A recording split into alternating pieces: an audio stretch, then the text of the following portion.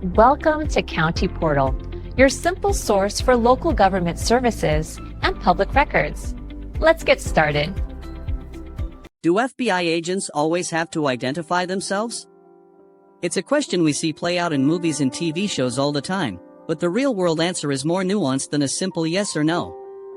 The short answer is yes, usually, but there are critical exceptions. Generally, when an FBI agent is acting in their official capacity to interact with the public, like conducting an interview, serving a warrant, or making an arrest, they are required by their own policy to identify themselves. This isn't just saying FBI, it means presenting their credentials, which include a badge and a photo ID card, often called a credo. This is a standard procedure designed to ensure transparency and confirm their authority to the person they are dealing with. However, the reality of law enforcement creates situations where this rule doesn't, and shouldn't, apply. Let's break down the main exceptions. First, and most obviously, is undercover operations. The entire purpose of an undercover assignment is for an agent to conceal their true identity to infiltrate a criminal organization, gather intelligence, or prevent a crime. If they had to identify themselves, these vital operations would be impossible and incredibly dangerous for the agent. The law fully protects an agent's ability to remain anonymous in these circumstances.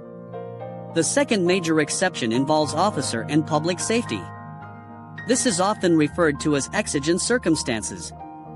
If an agent believes that identifying themselves immediately would endanger their own life, the life of another officer, or a member of the public, they can delay identification. Imagine a situation where agents are about to intervene in a violent hostage situation. Announcing their presence could cause the suspect to panic and harm the hostage, so they would prioritize neutralizing the threat first and formally identifying themselves later. A third situation is during fast-moving tactical operations, like a raid. While a team will almost always announce their presence by shouting FBI, search warrant, or something similar, the individual one-on-one identification with a specific agent might not happen until the scene is secured and safe. The priority is control and safety for everyone involved. So, what happens if an agent fails to identify themselves when they should have? It doesn't automatically invalidate an arrest or a search, but it can certainly be challenged in court by a defense attorney as an issue of improper procedure. If someone claiming to be an agent comes to your door, you absolutely have the right to ask to see their credentials.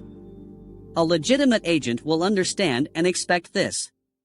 If you are still suspicious, you can tell them you are going to call the local FBI field office to verify their identity.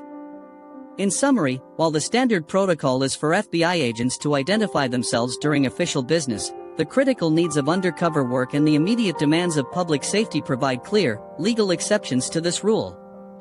Thanks so much for watching. If you found this information useful, please hit that like button and consider subscribing to the channel.